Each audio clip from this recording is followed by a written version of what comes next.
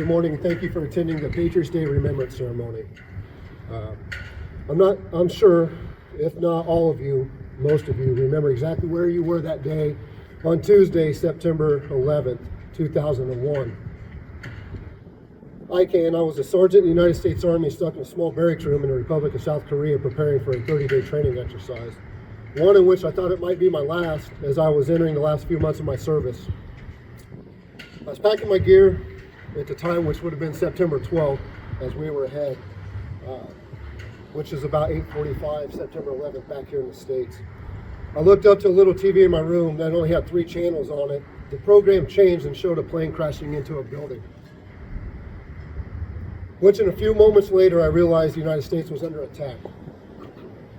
Everything I knew of my deployment changed in that moment. I spent the rest of my tour overseas without having contact with family and loved ones, not ever knowing the full extent of what was going on back home, only what we was being told overseas. I re-enlisted for 3 more years. Instead of getting out of the Army as I had planned, I wanted to continue defending the oath I had took in 1997 to honor this great country, which states, "I do solemnly swear that I support and defend the Constitution of the United States against all enemies, foreign and domestic." On that Tuesday, September 11, 2001, 4 passenger airlines which had departed from airports in the northeastern United States bound for California were hijacked by 19 Al-Qaeda terrorists. 2 of the planes, American Airlines Flight 11 and American Airlines Flight 175, crashed into the north and south towers, respectively, of the World Trade Center complex in Lower Manhattan. Within an hour and 42 minutes, both 110-story towers collapsed.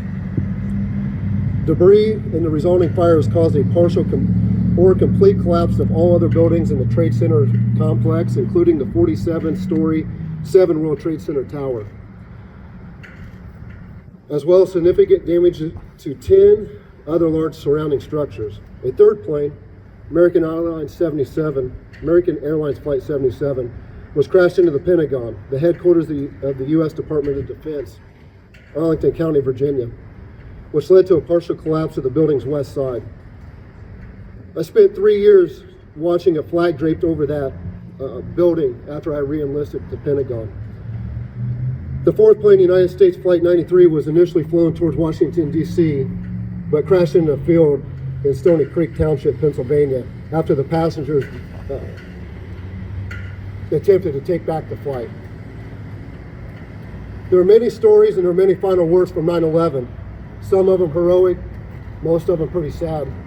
One of the phrases that we talk about is never forget, and how we came together as a country on September 12th. Brian Sweeney called his wife from Flight 175 as a passenger and said this final message: "Hey Jules, this is Brian. Listen, I'm on a plane that's been hijacked. If things don't go well and they're not looking good, I want you to know that I absolutely love you. I want you to do good, have good times, same with my parents. I'll see you when you get here. I want you to know that I totally love you. Bye, babe. Hope I call. Never forget,